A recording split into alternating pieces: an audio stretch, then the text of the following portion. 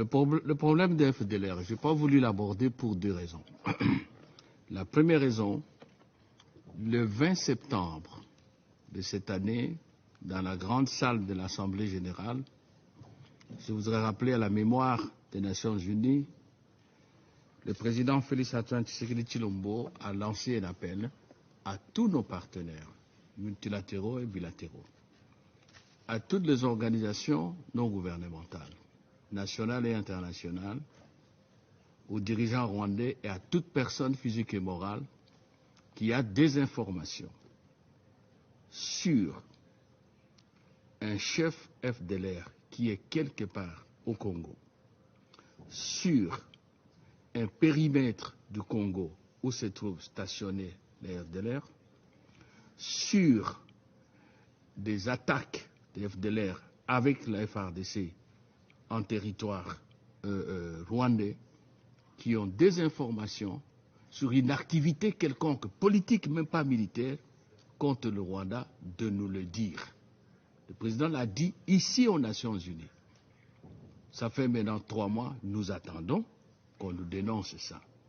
La deuxième raison, c'est que, je vous ai dit, il existe actuellement un mécanisme ad hoc convenu avec le Rwanda à Luanda, un mécanisme de vérification des accusations des uns contre les autres, dirigé par un officier général angolais. Ce mécanisme est actuellement en activité à Goma, assisté par un officier de liaison congolais en général et par un officier de liaison rwandais, j'espère qu'ils l'ont nommé.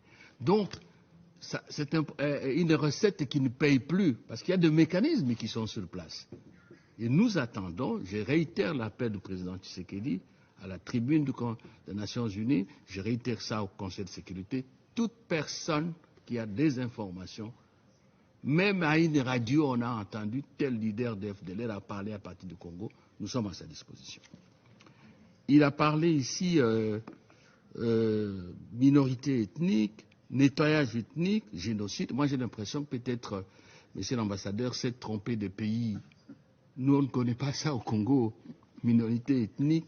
Les termes génocide au Congo, nous l'avons appris que ça existe, même chez nous les adultes, qu'à partir de 1994. Ce sont les Rwandais qui ont tué en génocide le Rwandais. Aucun Congolais n'a été associé, ni de près ni de loin, à cette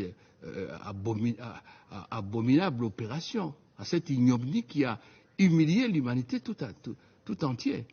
Bien au contraire, tout entière plutôt. Nous, la RDC, nous avons subi le contre-coup du génocide. Notre population en souffre depuis 23 ans. À l'époque, nous voulions refouler les fugitifs rwandais. C'est d'ici de New York, ici, qu'on nous a dit non, il faut respecter la Convention de Genève de 1951. D'autres pays africains ont refusé. Nous, on a dit bon, on obéit aux Nations Unies. C'est nous qui payons aujourd'hui les lourds tributs de ces histoires de génocide. Si nous ne connaissons pas ça. C'est une recette qui ne paye plus.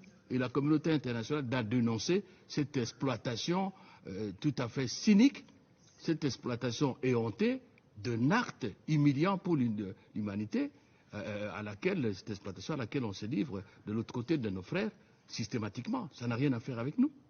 Le résultat que l'on cherche actuellement, c'est celui-là.